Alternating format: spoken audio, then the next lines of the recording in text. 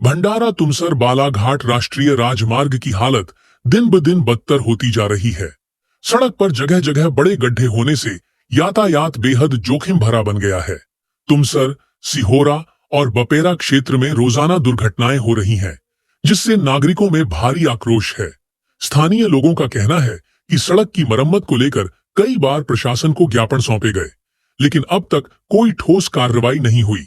इसी लापरवाही के विरोध में सर्वदलीय पदाधिकारियों और नागरिकों के नेतृत्व में आंदोलन छेड़ा गया है। चुल्हाड़ गांव में कल से आमरण अनशन शुरू किया गया है। आंदोलनकारियों की मांग है कि प्रशासन तत्काल सड़क की दुरुस्ती का काम शुरू करे और लिखित आश्वासन दे।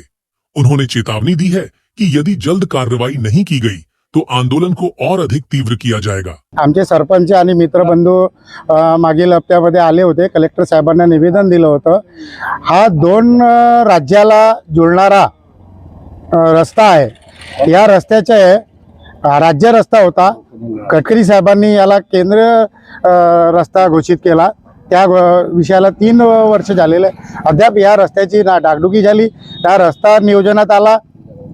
या रस्त्यामुळे परिसरातल्या लोकांचा जीव जात आहे आणि मला सांगायचं हेच आहे की या एरियामध्ये सर्वच पक्षाचे लोक राजकारण करत आहेत, लोकप्रतिनिधी आहेत, येथून या रोडाने जात असतात, लोकांचे जीव जात असतात। यांना हा जीव जाणे प्रकरण पाहून काही लाज वाटत नाही, काही शरम वाटत नाही का असं वाटते।